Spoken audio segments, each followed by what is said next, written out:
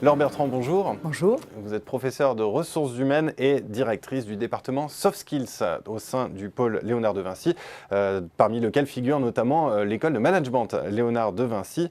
Alors, vous avez plusieurs sujets d'enseignement. Il y en a notamment un qui va nous intéresser aujourd'hui, c'est celui des méthodes agiles. Alors d'abord, est-ce que vous pouvez nous définir ce que sont ces méthodes agiles? C'est vrai qu'on en entend beaucoup parler. Oui, alors je vais tenter de définir parce que je ne suis pas moi-même spécialiste du développement web ou du développement informatique, qui sont en fait les terreaux de ces méthodes agiles qui se sont donc développées au début des années 2000, un petit peu par opposition aux méthodes de gestion de projet traditionnelles que l'on connaît bien, avec le cahier des charges très important, l'organigramme des tâches, le planning de Gantt, voilà, ça c'est la méthode de gestion de projet, un petit peu rigide par moment, même si c'est une méthode qui existe depuis 60 ans dans le monde entier, bien sûr, et qui a largement fait ses preuves.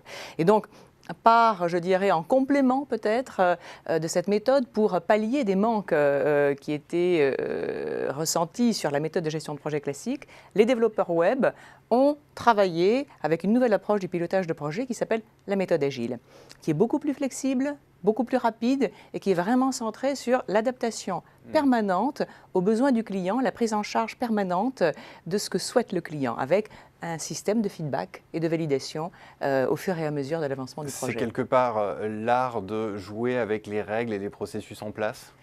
C'est une nouvelle vision qui est beaucoup moins centrée sur les processus, mais beaucoup plus centrée sur le changement pas comme une fin en soi, mais le changement comme une posture, comme une attitude au service du besoin du client. Voilà, il y a vraiment cette demande-là, c'est-à-dire que la règle, la procédure, la planification ne sont plus des vertus en soi. Ce qui devient une vertu, c'est la souplesse, la flexibilité et le fait de pouvoir, sur des cycles très courts, donc on appelle ça des sprints, on avance sur un projet, on obtient la validation du client, son feedback, on modifie ce qui doit être modifié, on recommence, etc. Et on fonctionne donc sur des cycles courts qui permettent en permanence de s'adapter à ce qui peut changer dans la demande du client depuis le cahier des charges initial. Alors, je me mets à la place d'un manager là, qui vous écouterait, qui se dirait c'est très très bien, mais moi il me semble que je suis un petit peu loin de ces méthodes agiles telles que je pratique mon management aujourd'hui. Comment est-ce que je peux les implémenter dans mon entreprise et dans mon organisation?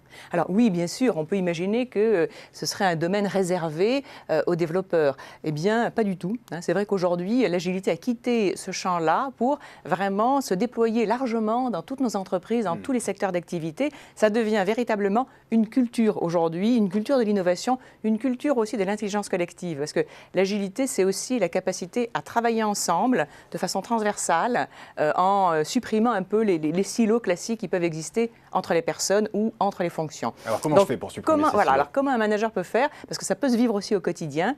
D'abord, il faut vraiment qu'il assure la promotion dans son équipe, dans ses équipes, de nouvelles pratiques. C'est extrêmement important. Une pratique numéro 1, c'est effectivement l'écoute, la bienveillance. Ça veut dire être capable de parler les uns les autres sans risquer de subir des critiques, des jugements de valeur. Donc il faut développer dans l'équipe cette culture de la bienveillance, extrêmement important. Je dirais qu'une autre attitude à développer, c'est l'acceptation, c'est le droit à l'erreur, à la fois pour ses équipes, pour ses collaborateurs, mais aussi pour soi-même. C'est le fait en fait de considérer que si je fais une erreur, ce n'est pas du tout grave en soi, cette erreur elle me permet d'apprendre et donc de progresser et donc d'évoluer. Et ça, ce droit à l'erreur, c'est le fait de déstigmatiser en quelque sorte les échecs et au contraire de se dire nous nous enrichissons de nos échecs. Et ça aussi, le manager peut donner l'exemple, il doit donner l'exemple dans ses équipes, c'est extrêmement important. Je dirais ensuite qu'il y a cette idée aussi que le manager doit laisser du temps et se laisser du temps un peu pour... Alors là, on quitte un peu l'agilité, on va vers davantage la créativité, l'innovation, mais pas être uniquement dans la réponse rapide et dans l'action flexible, mais aussi par moments un temps un peu plus long, un temps qui est laissé à la réflexion, à une pensée un peu plus flottante. Voilà, l'agilité c'est bien, mais il faut aussi se laisser le temps de la penser parce que les idées nouvelles doivent infuser en nous, elles doivent incuber. Voilà, donc c'est le conseil que l'on peut donner à un manager pour conclure. Le temps de l'action agile et flexible, et puis le temps de la pensée et voilà, et de l'incubation. Eh bien, merci beaucoup, Laure Bertrand, pour mais même ces quelques conseils qui, je suis sûr, auxquels seront sensibles ceux qui nous écoutent. Merci beaucoup, Laure Bertrand. Merci.